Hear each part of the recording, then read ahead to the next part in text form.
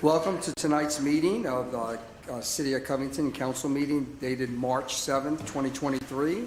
This meeting is called to order. If you don't mind, if you have any cell phones, if you can silence those or turn them off, would be appreciated tonight. Roll call, please. Councilman Lewis. Here. Councilman Botsford. Here. Councilman Roberts. Here. Councilwoman Ludwig. Here. Councilman Barrett. Yes. Councilman Smith. Here. Councilman Rowling. Here. If you can stand at a moment of silence, please.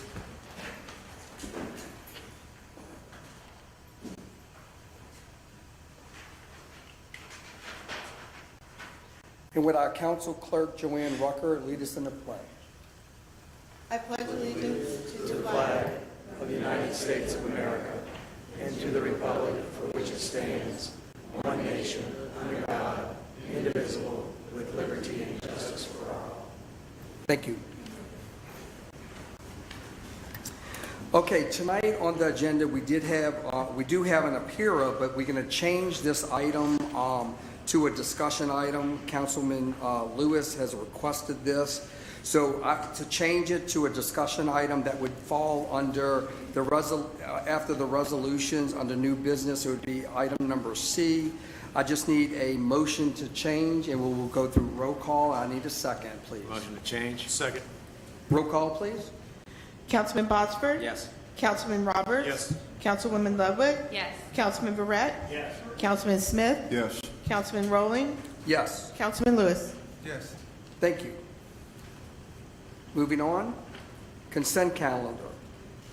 Regular meeting minutes, February 7th, 2023. Introduction of item number 2023-0301, an ordinance of the City of Covington amending the Covington Code of Ordinances, Appendix B, Comprehensive Zoning Ordinance, Part 3, Use District Section 3.22 ML Light Industrial Manufacturing, 3.2204 Performance Standards, zoning case number 230101 1ZTEX. Next, introduction of item number 2023-0302, an ordinance of the City of Covington suspending the rate increase provisions of Section 98-122 and Section 985-123C of the Covington Code of Ordinances for a term of 1 year. Next, item number 2023-0303, an ordinance of the City of Covington to amend the 2023 capital and operating budget. Next, item number 2023-0304, an ordinance of the City of Covington approving the acceptance of a bid to purchase for the purchase of general obligation bonds, Series 2023, the City of Covington, State of Louisiana, and providing for other matters in connection therewith. I need a motion to accept the consent calendar, please. Motion to accept. I need a second. Second. Roll call, please. Councilman Roberts. Yes. Councilwoman Ludwig. Yes. Councilman Barrett. Yes. Councilman Smith. Yes. Councilman Rowling. Yes. Councilman Lewis. Yes. Councilman Botsford. Yes. Thank you. Thank you. Under the regular agenda, items to be voted on. Public hearing action item number 2023-0201, an ordinance of the City of Covington authorizing the incurring of debt and assurance of general obligation bonds, Series 2023 of the City of Covington, State of Louisiana, and providing for other matters in the connection therewith. Councilman Smith? Thank you. You all should be familiar with what we're getting ready to vote on. Basically, this provides, this is reflecting back to the election once again, December 10th, 2022, where the public agreed and said that we're going to be able to go out and seek bonds up to $4.75 million. And with the purpose of that money, the purpose of that is to use it for capital improvements, which are not limited to, but could be part of new construction, renovations, acquiring lands, improving streets, bridges, public buildings, sewage collection and treatment, just a whole lot of things that the city needs to run on and operate. And that just provides us the opportunity to have the funds on hand so that when we need to spend it and make those improvements, we'll be able to do so. Any questions on that? Anything from the administration on that? And then we'll move into public comments. Grant Schluter is here. If anybody has questions. Mr. Grant, do you want to have a few words, or? Just very quickly, as far as the remaining time schedule on this bond issue, we're going to receive bids on March 29th in the morning. It's a competitive sale process. The financial advisor is here, Stephanie Ferry from Raymond James, if you have any questions on that. After that, we will be adopting the confirming ordinance, which you introduced tonight, that will be completed with the details of the winning bid that's received. Then on April 26th, the bonds will be delivered. The money will be in the construction account in the morning and available for expenditure by the city. We did have a rating conference call and detailed information submitted to Standard & Poor's, the national rating agency. The mayor, Aaron, Nina, myself, and Stephanie Ferry, the financial advisor, participated in that. Very good meeting. We had very positive feedback from the rating analyst. We're expecting that rating shortly, and we expect it to be a high credit rating. Good deal. Thank you. We Thank you. appreciate it. Thank you, Brian. We're going to open it up to any public comments at this point. Anyone from the public like to have a comment on behalf of this? Okay, seeing none, hearing none. Council comments? Okay. That being said, I need a motion to close the public hearing, please. Motion to close? I need a second. Second.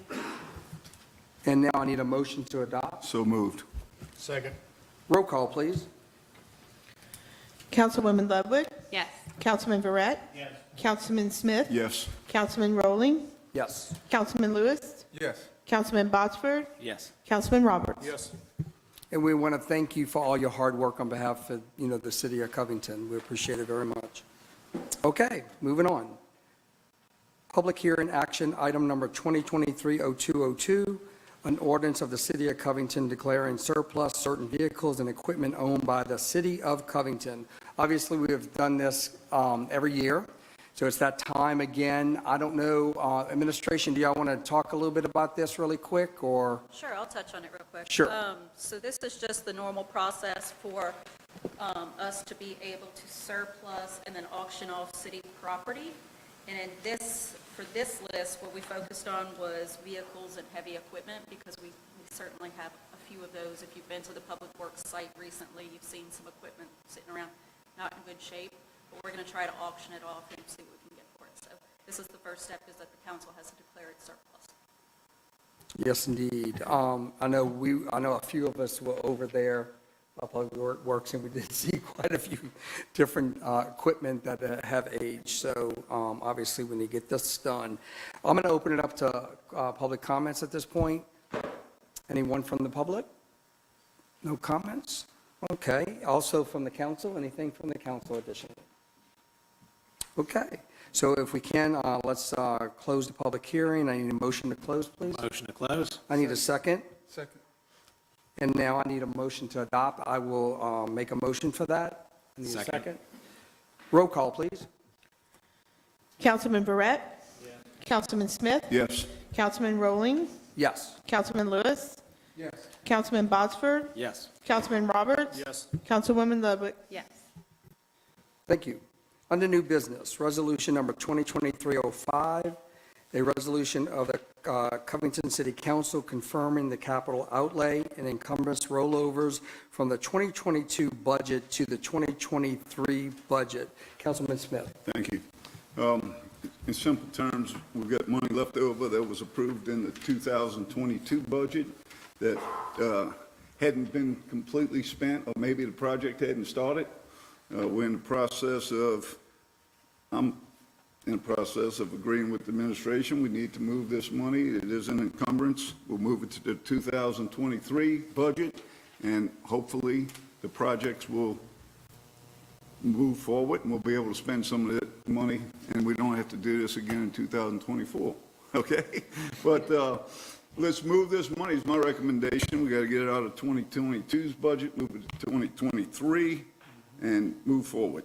So that's what this resolution is regarding. We appreciate that. We will have council comments in 1 second. Anybody from the public? Yes, of course. This is two parts. So you have the capital rollovers, which you described, and then the encumbrances. So an encumbrance is what's already under a purchase order. So it may not be capital, it might be a service that we have under contract that we're just saying, yes, we're going to go ahead and continue that. So that's it. Thank you for the clarification. Thank you. Appreciate that. Anyone from the public? Any comments? All right, council comments. Anything additional? I just want clarification. Yes, sir. You said that the encumbrance is something that's already in service or in work, a work in process? Yes. And that's on page 3. That's everything from page 3 on, right? So there's one list called capital. Yes, that is the encumbrance rollover. So those are projects that already have a purchase order. It might be, it could be something as small as supplies, or repair, buying office. So when we roll over the first 3 pages, our goal is to continue on the plan if we have plans for things that to be worked or fixed in the city? Yeah, so when the council adopts the budget, the capital budget, that puts the capital funds in place for 3 years, okay? And so what happens is every spring, we take what's left over at the end of the previous year, and we say the purpose for these funds has not been completed or fulfilled, so we need to continue to move that money into the 2023 budget so that we can complete that project. So those projects are already either underway, they're in the planning phase. I mean, it just kind of depends on what the project is. Okay. But that means that we're going to keep moving that project forward. Okay, thanks. Okay, anyone else from the council? Any comments? All righty. We just need a motion to accept then at this time. Motion to accept. I need a second. Second. Roll call, please. Councilman Smith? Yes. Councilman Rowling? Yes. Councilman Lewis? Yes. Councilman Botsford? Yes. Councilman Roberts? Yes. Councilwoman Ludwig? Yes. Councilman Verret? Thank you. Resolution item number 2023-06, a resolution of the Covington City Council authorizing the mayor to execute a cooperative endeavor agreement with the St. Tammany Parish government for Sheck Drive, Louisiana Watershed Initiative Project. Councilman Boxford? Okay, this is from the Louisiana Watershed. It was started in 2016. It was from federal money. There was $1.2 billion that was awarded to the state. The state basically divided us up into different zones. This is Zone 7, which is us. So far, what they've done with this is they're doing studies about flood mitigation, drainage, and they're modeling it. This is an area that's been known to flood. It's right there by the Mile Branch. It's like kind of like a batcher. The water always overflows, and these people constantly flood. So it's allowing the parish to buy them out. They've bought out residents in Abita and Franklinton so far. I'm hoping that this is the starting of the process because, you know, we need more retention ponds and everything further up north. And I think it's great that we're finally seeing some movement on this, but this is long overdue. These people, there's nothing they can really do. They're in that natural drainage area, and they're just going to flood every time. So it's allowing the mayor to enter into agreement with the parish because we decided that we're all going to go in as one instead of separate like entities, like, you know, Covington versus, you know, Abita, so on and so forth. This way we all kind of had one claim, so the money kind of went into one pot. And this is allowing the parish to execute on that and buy out these homes. And unless we have anything else. I think that was a really good explanation of a really complicated project. This started under Mayor Cooper's administration, and we sometimes joke about, you know, we move at the speed of government, and that's us as a city. But when you involve the state government and the parish government with your local government, and you're dealing with federal funds, it's 2023, and this started in 2016. So it really gives you, it really kind of brings to light what it's like to be a government trying to do business. These structures are subject to severe erosion as well, and so it's the best policy just to take them off the market. So, but excellent job. Okay, now I'll talk to the government side. Sure. Okay, so, that's what I do. Okay, so what this does, this is a resolution authorizing the mayor to enter into a cooperative endeavor agreement with the parish, allowing the parish to come in and complete this project within city limits. It's that simple. I was going to say that. You want to, you go? Right. You did it better than I could. Very well explained from administration and Councilman Boxford, for sure. Obviously, we know this started a while back, several layers to this, but hopefully we'll see results soon. So that being said, anyone from the public would like to comment on this? All right, council, any other additional comments? All right, I do need a motion to accept. Motion to accept? I do need a second. Second. Roll call, please. Councilman Lewis, Yes. Councilman Botsford, Yes. Councilman Roberts. Yes. Councilwoman Ludwig, Yes. Councilman Verret. Yes. Councilman Smith. Yes. Councilman Rowling. Yes. All right, next, resolution number 2023-07, a resolution of the Covington City Council to renew and increase the property lease with Baby Lee LLC. Councilman Smith, again. Thank you, thank you. I was talking with Aaron, our Chief Administrative Officer, and this is basically a lease. Okay, we're leasing a parking lot, and if you're familiar with the Trailheads gazebo, the stage, it's the parking lot that would be behind it, okay? I think I don't have to sell it on how valuable of a parking location that is for all of the different city events and the businesses in that area. We've got a 3-year lease with the people that own the parking lot, which is Baby Lee LLC. They are just trying to break even from what we gather on the new assessment of their property. Their property tax went up, and so now that the lease is up, they're asking the city to increase our payment to $5,800 a year as opposed to $2,400. Okay, I'm never happy with the city having to spend more money, but I get it. It's justified, okay? My question is, and I was speaking with Aaron earlier, and I said, if it's a 3-year lease, let's try and extend the lease, and this time maybe get a 5-year or 7-year lease or something. It won't hurt to ask and try and lock in that $5,800, because in all probability, the next time that property's assessed, what do you think's going to happen? And they're going to say City of Covington's losing property value. They're going to say it's increased, right? And if they want to come back in 3 years and say, let's do this again, we want $7,500 or $8,000, let's just ask for a longer, worst case scenario, they'll say no, okay? And if they're listening to this, please just extend it. But that's it. That, in a nutshell, that's what we're looking at on this lease. Okay. Yes, Councilman I was just saying, do we have a copy? Not that I'm saying that they are not telling the truth, but do we have a copy of that property? Assessment? Make sure, yeah. I have a copy of the lease if you want it. Is that what you're asking? No, like a copy of the assessment that it did indeed double. I don't have it on hand. Okay, I was just Well, you wondering know- if the city was provided with it, I guess. And it's a good point, Cody. But regardless, they're gonna tell us what they want for the lease. Hey, can we justify spending that for what we get out of it? I think it's still worth it, okay, well worth it.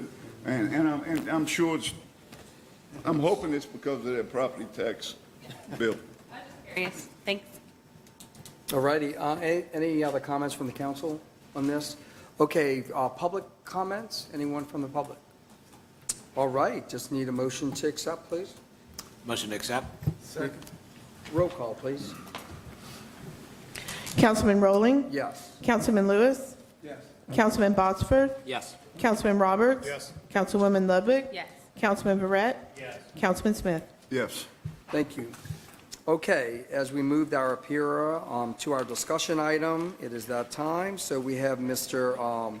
John Callahan III, and I know Councilman Lewis would like to introduce what he's here for. Thank you. All right. I've known Mr. Callahan for a while, him and his family. And I must say, I'm very proud of my community. Since taking office, they've stepped up. The community is coming alive. So I'm very proud of them and everybody that's contributed to it, council, administration. So thank you guys for coming and speaking about your topic and addressing the council. Good evening, everybody. My name is John Callahan. And my issue is, for the youth in Covington, even when I was a kid, that we didn't really have any activities that we could do, say like on the weekends or after school, or even over the summer. So I wanted to see if we could discuss some kind of options for the kids. Like summer is coming up, the pool isn't open. Okay. They don't even have the pool open anymore for the summer for the kids. So we just want to see if we could have some activities, you know, just to keep them out of trouble. So I talked to a few people that I went to school with and a couple of coaches. We could set up like a baseball, basketball, even football league for the kids for the summer. So I'm just trying to open it up for discussion. Anybody would like to comment? You wanna go Councilman first? Smith, I'll do you go want to go first? I just want to Yeah. thank you for coming here and sharing your thoughts on what's available and what maybe we could think of to provide some more entertainment and keep kids. And you know, I can think of a lot of things that we offer right now.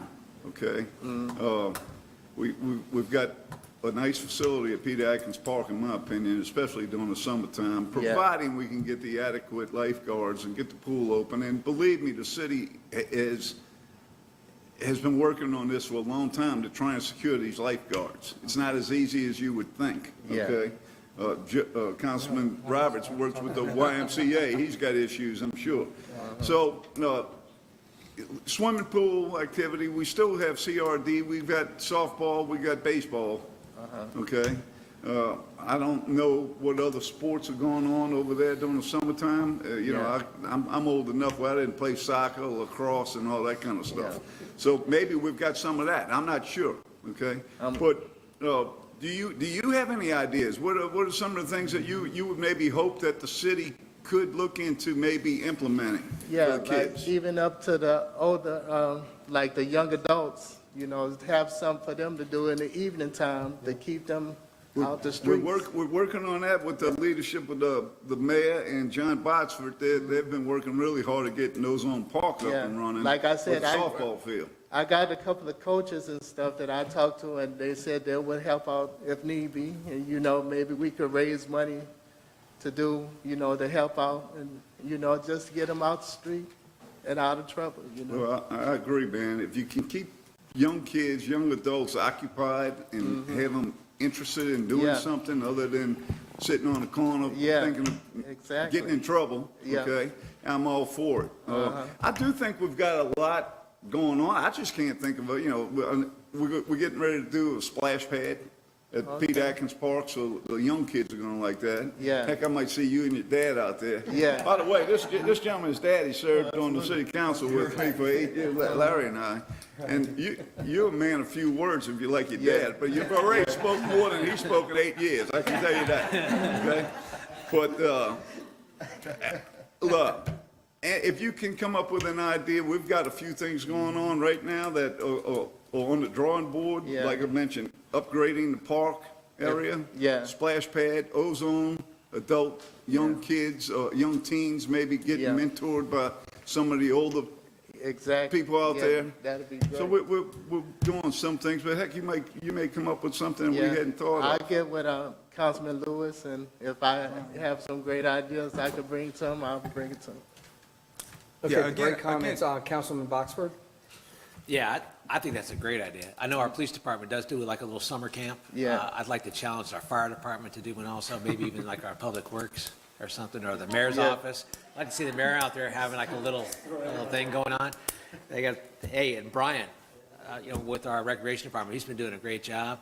And I think if you guys get together with him, you know, with our fields that we have out here and we're maintaining them, I think we could all come up with something. And I think it's very much needed in our community to have this for the summertime programs. Yes, sir. And I appreciate you coming here tonight. Oh, no problem. Councilman Legg, you want to go ahead next? Oh, yeah, I was just going to mention, I'm glad you mentioned the camp for a police department. I know Boys and Girls Club does a camp too. And then, I don't know, can the rec department handle a swim team? Is that something that, can the rec department, would they be able to facilitate a swim team? Because that's a big summer activity in a lot of the areas around here. Just a thought, literally just popped in my head. And off the top of my head, I can't answer that. I know, Yeah. I know. But Just I spitballing. would like to also remind that the council recently entered into a cooperative endeavor agreement with the NAACP, where we're helping them fund their softball game at what I call Mike Williams Field, the one right across the street from the Harrison Curriculum Center. Yeah. We helped get, with the school board, helped them get access to that field, helped them get the field built. We mow it, the city maintains it. It looks And they great. have a nice softball game every Saturday morning throughout the summer. Anybody can show up, anybody can play. I forget exactly the ages. Brian and I were at the Pheasant today. We met with Carl and with Jeff Penn, known as Minnie, and we were ordering the bases for Ozone Field.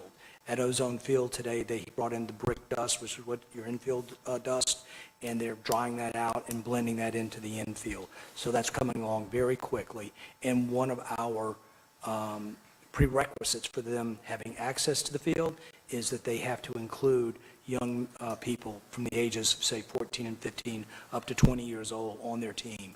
And that is what they came to us. That's the idea they originally had. So it's kind of what we're talking about here. And believe that we're already being hit on lights. We need lights, because if we're going to keep the kids off the streets at 8, 9, and 10 o'clock at night, we can't do that without the field being lit. So, but I've also communicated to them that this is a 2, 3, 4-year project. You know, we'll do this, we've got the field going, get them scrimmaging on there, see how that works. Maybe a PD versus DC Dog scrimmage, maybe girls softball versus DC Dogs. We can mix it up within the community. So we're working on some ideas. Okay. Thank you.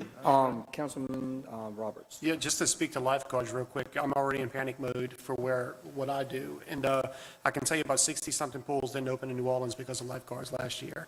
And I will offer this, if you can find me some people to be certified guards, you have to be 16 years old, you can send them to me. I'll train 5 guards for free just to make sure that the pool's opening. Okay. Because that's the setback. It's not that people don't want to swim, it's that people can't guard the pool, and we got to open it with some safety behind it. I think we have 2 coming back this year. Yeah. Yeah, so we are going to have a Excellent. couple of return certified lifeguards Excellent. that have already indicated they're coming back, is that right?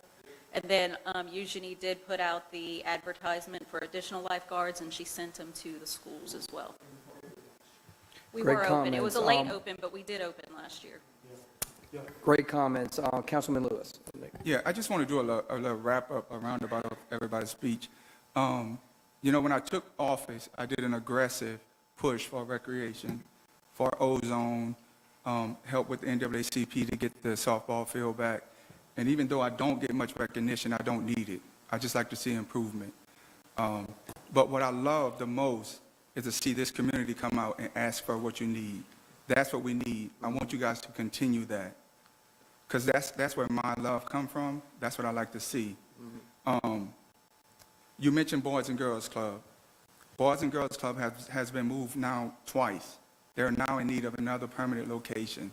This council, this administration can do more to help them find a location. Those kids need a permanent home. They need a permanent place. There's got to be something that we can do to help. I think I've reached out to the administration. I've reached out to local places of worship. But as of now, they have nowhere to go, and I believe their deadline is the end of the summer.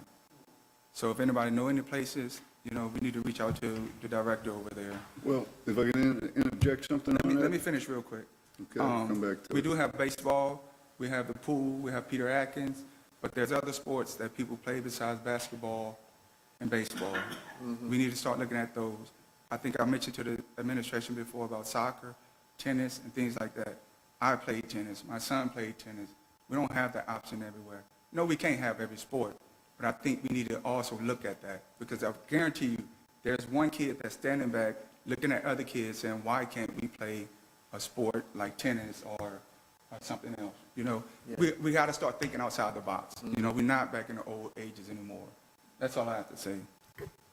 Councilman Smith? Yeah. You have a comment? The school board is still working, the school board's still working with the Boys and Girls Club, trying to find a location, okay?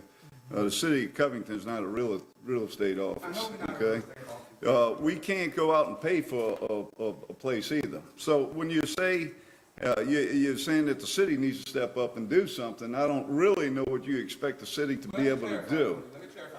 We Okay. can help find them a location. I never asked the city to pay for anything. Okay. It's a simple clarification, but Okay. never asked for any funds. Well, have you found any place? No, I said I've been looking. Okay. I said I reached out to. Okay, and I'm saying that the school board's still working with the Boys and Girls Club, and they were assured that the school board's gonna be able to find them a Clearly, I facility. upset you, Rick, by saying it, but let me clarify for you. I said the city and administration can help by finding a location for the kids, okay? Not to pay for it. I got some good real estate people that know, probably have a better shot of finding it than I would. But anyhow,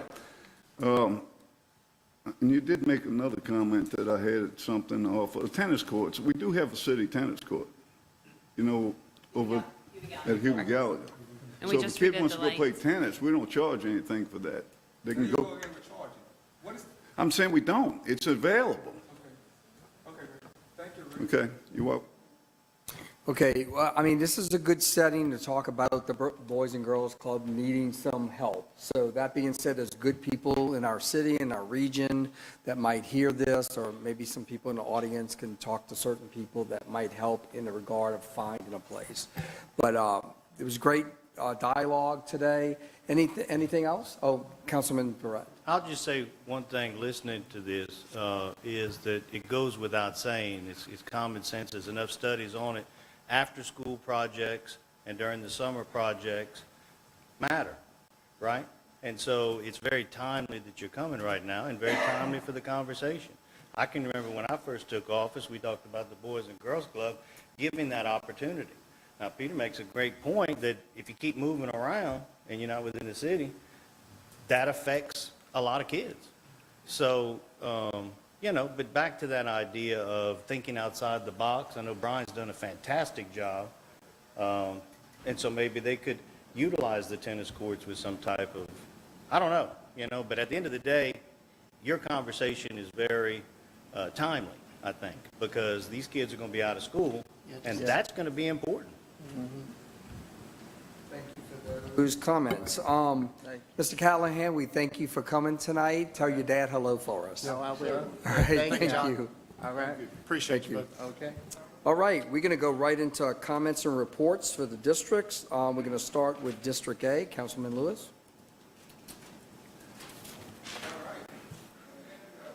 In District A, which is great. I'm going to start with the Easter Sneaker Ball. It's going to be April the 14th, hosted by DJ Bankroll. It's going to be at the VFW Hall, ages 12 to 17. And next, we're going to have a fundraiser by St. Tammany Democrats. It's going to be at the Dean Cascas.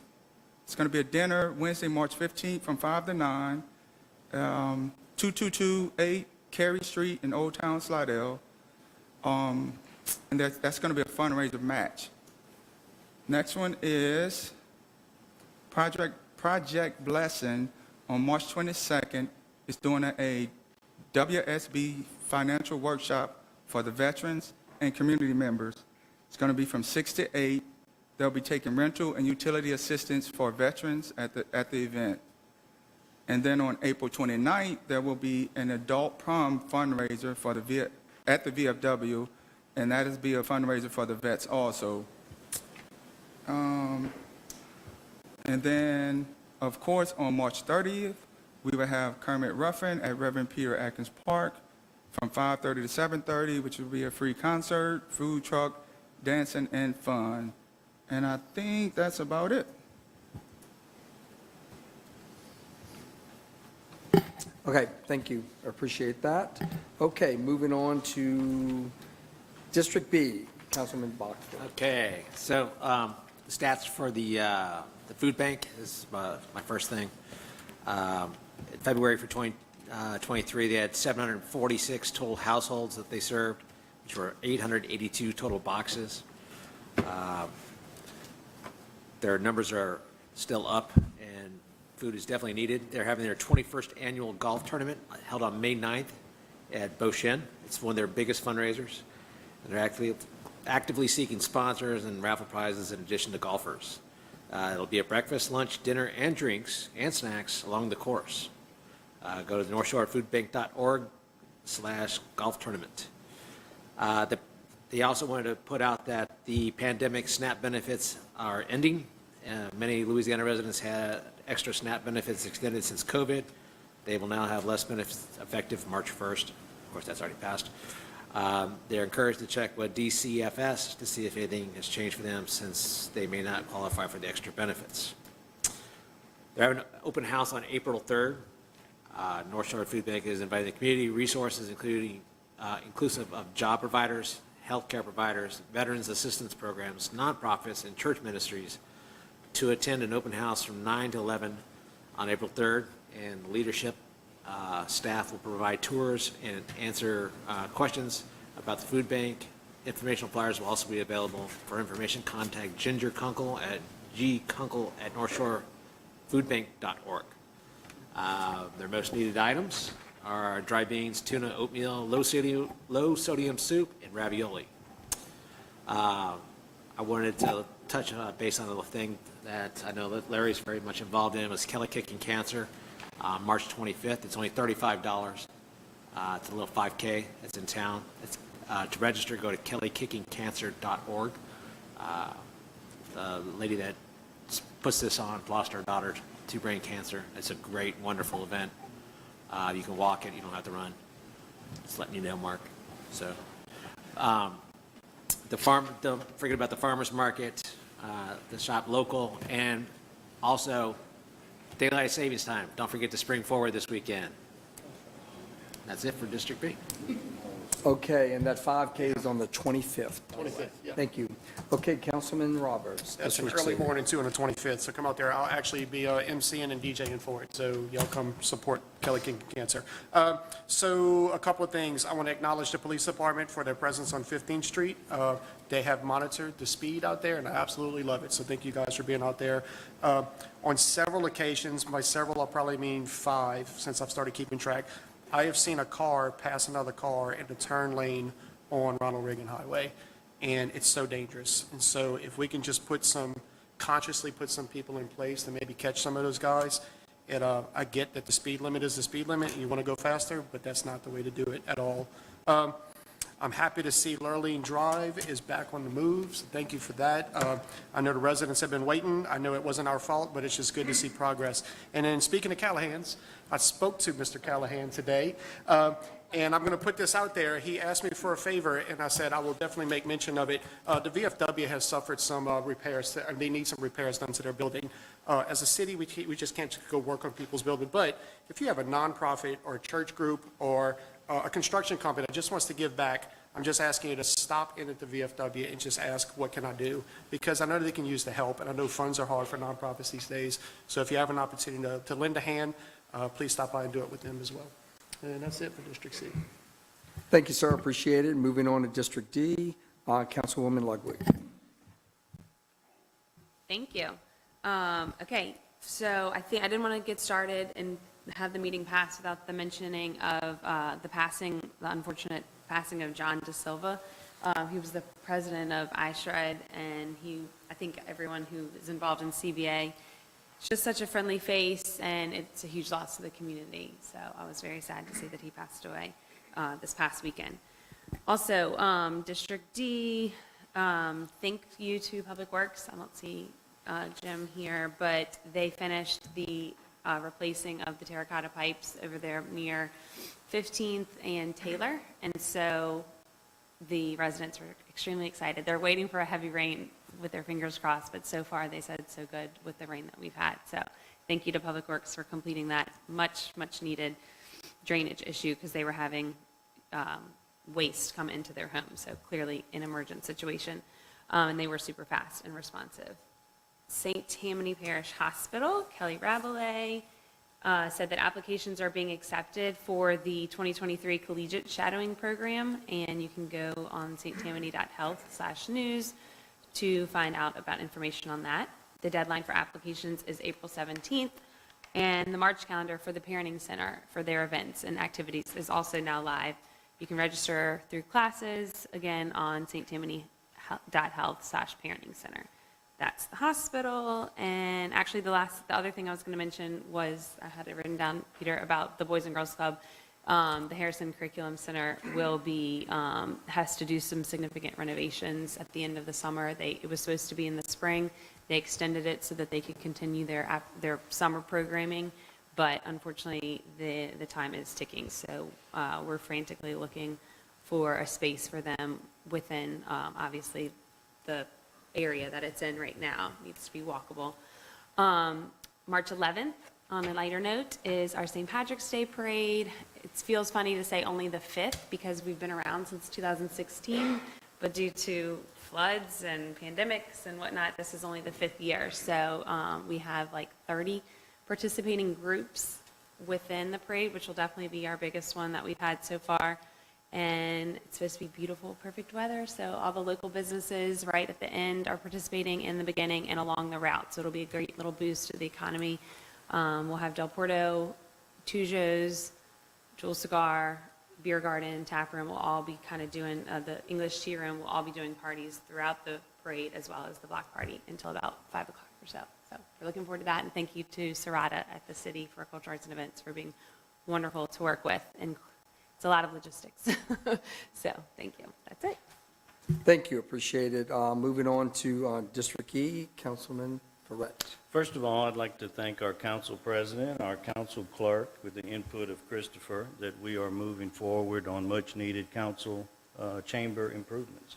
And I think, although in today's world where we watch every penny, and we should, we also have to get in the 21st century. So that's my little comment on that budget amendment. Correct. And I'd also like to thank whoever replaced these little things because they're not getting all over my shirt. Right. I quit wearing ties because I was ruining them. All right, so that's that. The Oblongabout. I don't know about you, but I am getting constant, I won't say complaints, I'll say, like, what in the heck are you doing? And so it's DOTD. If you recall, this council did have DOTD here, where they informed us that not to worry, it's not a truck route. And as I asked them, do the trucks know? I can assure you the trucks are finding out about it. I just wanted to say that if we can somehow keep track of the incidents, that we could somehow report that back to DOTD. It's not us, it's their Oblongabout. But the other issue is I think there's going to have to be some type of education as to that roundabout.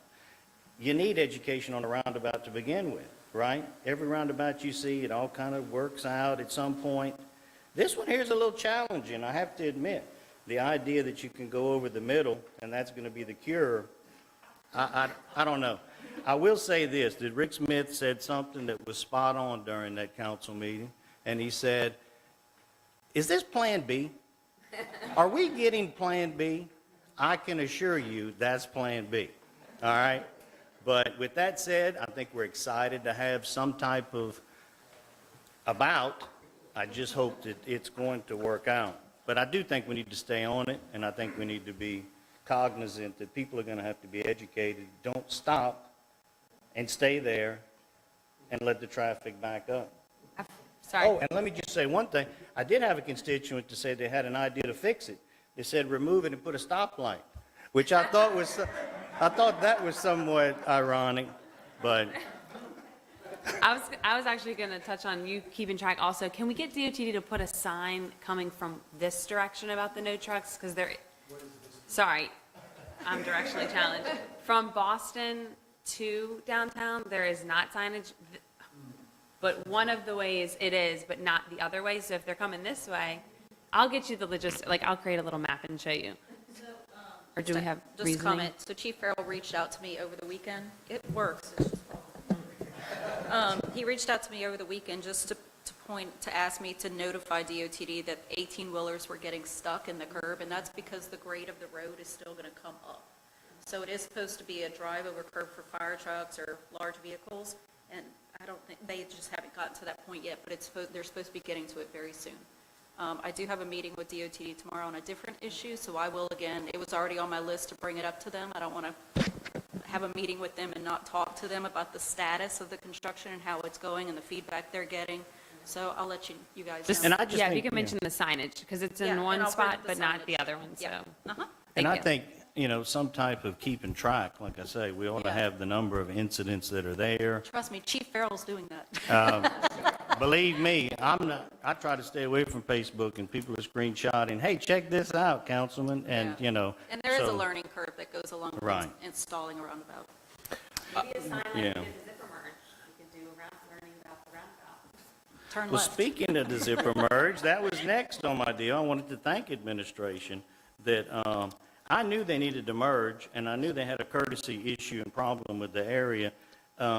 Zipper merge was a new little thing for me to learn, and I don't know if people are actually heeding it, but all of a sudden, they're not flipping people off as much as they were. I mean, it really has, signage makes a difference. I reached out to DOTD within the first few months of being mayor and requested that sign and was told it's not in their uniform, it's not an approved sign. My muse on this is Councilman Smith, because he gets passionate every once in a while. And he was taken off in my office one day about the zipper merge, and it just clicked. We can make our own banner, and we can put it on the barricade.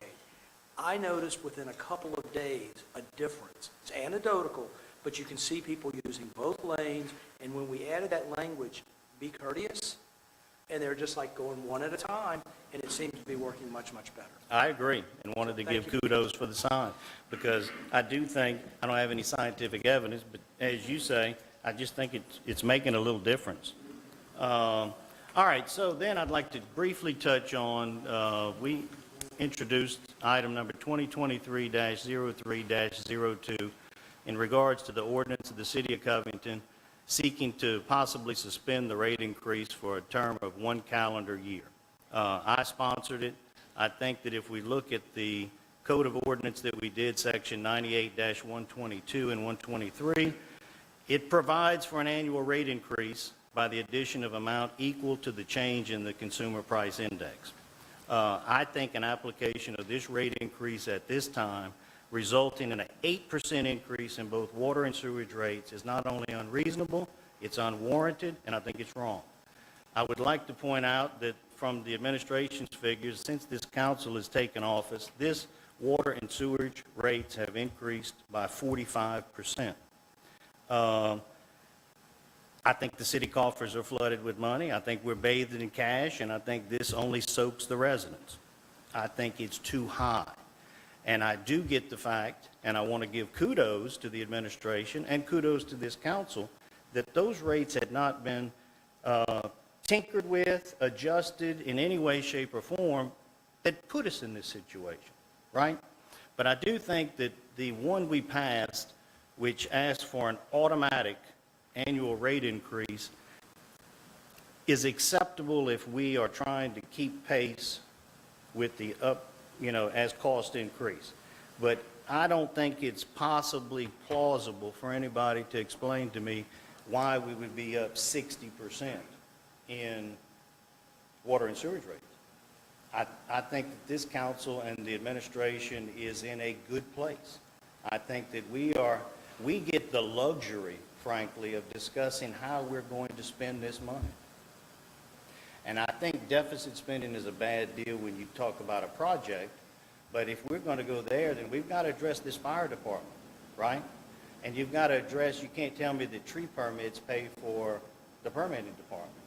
I think the issue that I'm trying to drive home is, and I had thought about introducing it as an emergency ordinance, because this is going to go into effect, and it's 60% higher than it was 3 years ago. The residents of this city pay 75% of what it costs, I think is what the figures are. And it's not 100%, but it's pretty good. So in this ordinance, I'm not seeking to get rid of any homework or that we keep track of the rates or we do our business, but I think we should suspend it a year. I think an 8% increase at this time is unreasonable, it's unwarranted, and I think it's wrong. So I wanted that to go on the record now so that you see where I stand on the issue. what's before this council, and hopefully we can address this on an annual basis.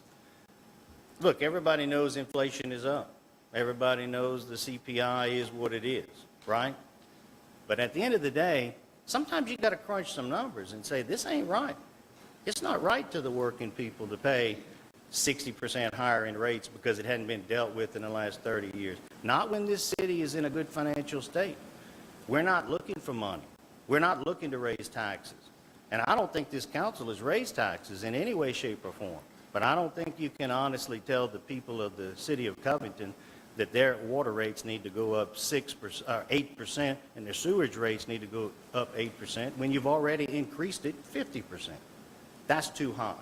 So I think hopefully over the next month, we can work with the administration to figure out how we're going to deal with this. But as I've proposed it, I think we should suspend it for 1 year. And that's all I have.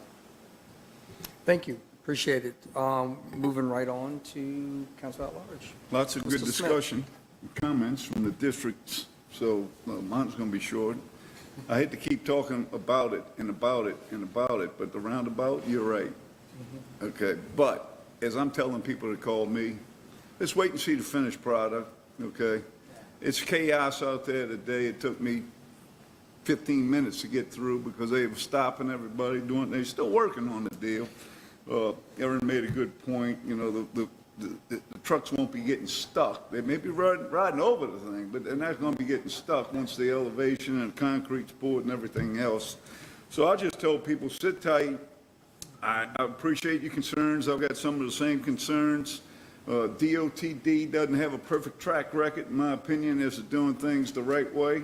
So as y'all recall, a year ago when we sat here with them, we hit them with some good questions, and they gave us the answers, and we basically had to trust them. It's their job, it's their road, okay? Although it affects our city. So anyhow, that's that part. Secondly, I'd like to ask the council to start really thinking about, and I think the mayor suggested that he had a pretty good candidate, Rec District 10, the parish is going to be moving forward with that. And our responsibility with that Rec District 10, one thing, appoint 2 people to serve on the Recreation Board. Okay, now, so all of us, we need to start thinking who would be somebody willing to spend that kind of time and make that kind of commitment and appreciates putting together, I'm not going to call it a Coquille, but it's a Rec District 14. I'm not going to call it a Pelican, that's Rec District 1, I believe. Hey, we're Rec District 10, and we don't have anything other than maybe a cooperative endeavor we can offer and say, we've got some ball fields that we can work with you guys and give you some baseball fields and a spot for a football field and that kind of thing. But our job is to think of 2 people that are willing to serve on this board. We're going to have to submit that to them because they, Martha Casadban, Councilwoman Martha, is moving forward with it. So that's all the comments I have for tonight. Thank you. All right, great comments from our council tonight. A couple of things really quick. This Thursday, March 9th, at the Bogafalaya Hall, we have a Covington Business Resource Workshop. This is the 9th one put on. I will be hosting that. We have a couple of people that will be speaking. We have a social media and marketing firm. We have a human resources director that will be there. SLU Business Development Center will be there. St. Tammany Corp., our mayor, will have some opening comments. It's free, open to the public. This is our 9th one since I've been elected. This is something really close to me that I want to, hopefully give back to the business community. It's the heartbeat of our community with our taxes and finances, and we want them to prosper for sure. So if you're interested, you can just show up at the Bogafalaya Hall because it's only 2 days away. The doors open at 8 o'clock, promptly starting at 8:30, or you can go to covla.com. This is really for like business owners, sales staff, sales directors, managers that just want to kind of get a glimpse of things that can help them. We also have a business law attorney there. A lot of small businesses, they don't have that question and answering things they might be having involved in their business, so that's going to be helpful too. So please come out for that. Also, Let's talk a little bit about Mardi Gras. Wow, what a great day for the city of Covington. And starting with the Crew of Olympia and their parade in the streets, Crew of Covington, the Lions Club, Mardi Paws, and of course, Carnival in Covington Parade, Tammany Gras. We had historic crowds in the streets of Covington.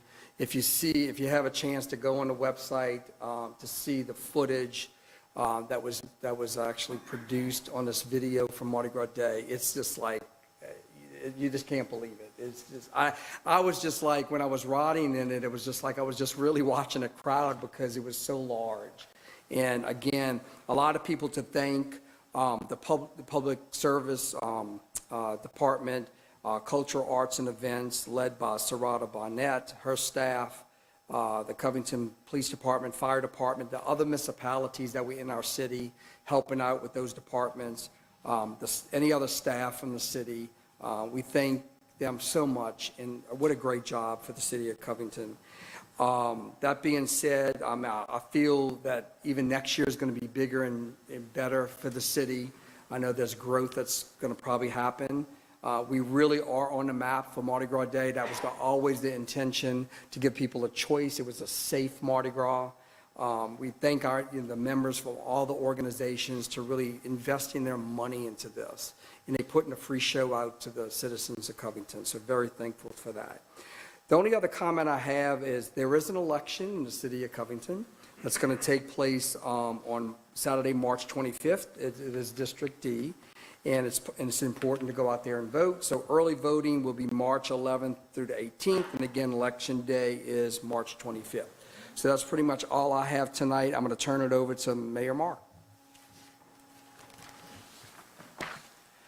And thank you, Councilman Rowling. Regarding Mardi Gras, I would also like to give a shout out to the community that participated and showed up.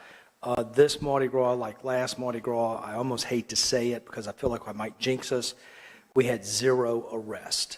And that is just hard to wrap your head around, that we could have a crowd out like that, and our citizens and our visitors are so well behaved. We also had a wonderful Mardi Paws, and I want to also report that 0 dogs were arrested at Mardi Paws. It was what, a dad joke? In regards to choosing board members for District 10, I'd like to just suggest that we keep in mind that in a board, you're not always looking for someone who's passionate about that subject, in this case, recreation. You're not always looking for someone who wants recreation for the kids. At some point, you need an attorney, you need an accountant, you need a business person. So when we're thinking about that, let's not just think about, oh, this person coached Little League for 20 years and they would be good on the board. If you're really going to put together a solid board, you want somebody that knows a little bit about insurance risk and those kind of things. I'm just putting that out there. We often suggest in the leadership program that with the nonprofits, when they go to select a board member, they look at their existing board and determine what they're missing, and that's what you plug in, and that may be something we can do for that group. Regarding the roundabout, I've made probably a dozen visits to it, anywhere from 10 to 15 minutes at a time, and I've gone out there and watched it. There have been times where I have watched 60, 70, 80 automobiles go through seamlessly, and almost like a symphony. It's actually hypnotizing to watch. We do have a learning curve, and when we have someone approach it who's tentative and doesn't understand, that creates a problem, and obviously the 18-wheelers not being able to drive through it creates a problem. So I'd like to start that education program by sharing with the drivers, as you approach the roundabout, please enter it as soon as you safely can. It's not a stop sign. You don't just sit there and let everybody go by. When you see that other car coming, has hesitated, and you can safely enter the roundabout, that's your time to go in. Once you're in the roundabout, you have the right-of-way. Don't stop and let somebody else in. They have to wait for you, and understand that whatever lane you're exiting is wide open and clear. There's no obstruction there. So, and then the final thing I would have to say, and we kind of alluded to this earlier, right now it's not an oblongabout. it's a construction site. It is totally a construction site. And if we recall back when Highway 190 was being converted to a super street, and they had the old traffic signals up and the new traffic signals. And today we go out there and you hit Claiborne Hill, and you might catch one or two lights all the way to I-12. So I think to my point, let's let them finish it and then take a look at it at that time. I'd like to finish with a little quick report that in Covington, in general, we have two homeless people, Miss Janice and Mr. James. Our police department does well checks on them regularly. Neither has ever appeared to be a threat to themselves or to others. They simply like to watch the world go by.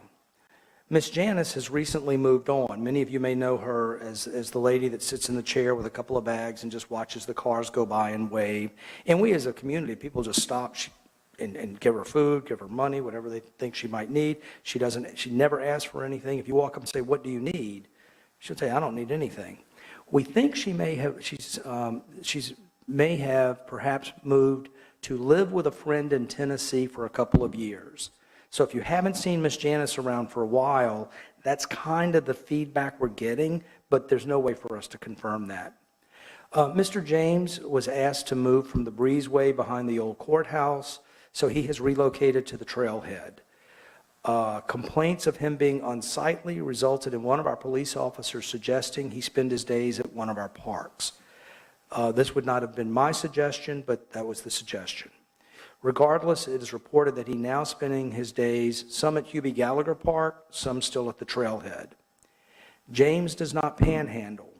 He does not use drugs. He does not do petty crimes. He leaves others alone, and he likes to be left alone. Federal law provides him certain rights, as much right to be at the park as any other person.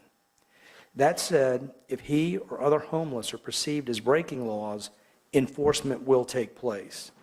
We must both respect their rights and protect ourselves from becoming a destination.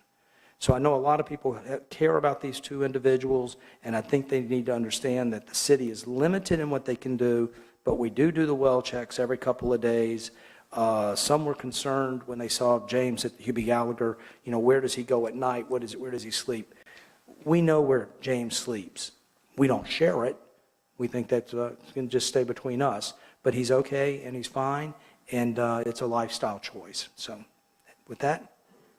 Oh, and then we've got 4 Unplugged at the Trailhead, March 16th, Thursday, the night before St. Patrick's Day. It's kind of an annual thing now, the 4 Unplugged being our St. Patrick's Day concert. And there may be some special moves at 6 o'clock. Thank you, Mayor. Anything from administration? Yes. Okay, so we are in the process of our year-end close. Yes. Gearing up for audit. So Nina's doing a great job with her staff. I'm just letting you guys know it's around the corner. The other thing that's around the corner is our update to the hurricane plan. So our plan is to have that done by May 1 because hurricane season starts on June 1. So we start working with the departments on any tweaks to the plan, updating their staff rosters, things like that, making sure we have all the supplies we need in case there is another storm. And then right after that, we're going to start working on budget. So I just wanted to let you guys know that even though we just finished budget, we're about to start it all over again over the next couple months or so. It never ends. And then my final comment is to tell Rod happy birthday. Happy birthday. Okay, thank you very much. Councilman Lewis? Yeah, I have a question for the mayor and administration. We discussed another agreement with Mile Branch, but previously, when taking office, we discussed Mile Branch farther down and around 33rd Avenue. Can you give me an update on what's happening with Mile Branch right now in that area? So I can tell you that I reached out to the parish a couple days ago to say that we've been receiving some inquiries about the overall partnership project between the city and the parish.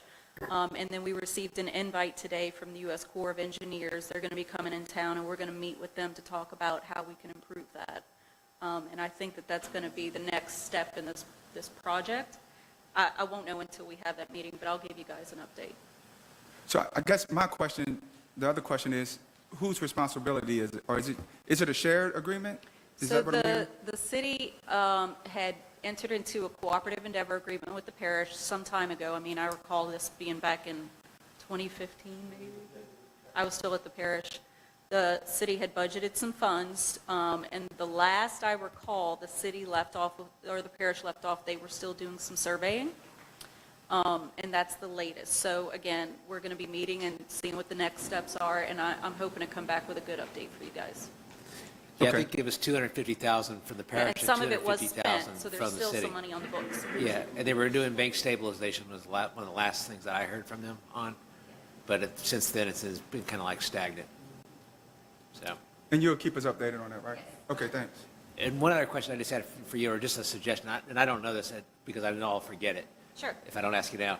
As someone had told me, who's obviously more astute and studies the traffic more so than I do, they were asking that if the lights that are on Boston Street need to be synced with the new roundabout, because they're saying that I'll- could possibly be a delay. I Just will- for you to ask them. That's No, and I'll ask, I'm pretty sure, I know the answer. They're going to say, well, they're going to say yes, they've looked at the whole court, but I will verify. Yeah. Okay, thanks. I'll run it by them. Okay, thank you. Mr. Rodriguez, anything tonight? That being said, the April 2023 council meeting will be held here in the chambers April 4th, 2023 at 6 p.m. This meeting is adjourned.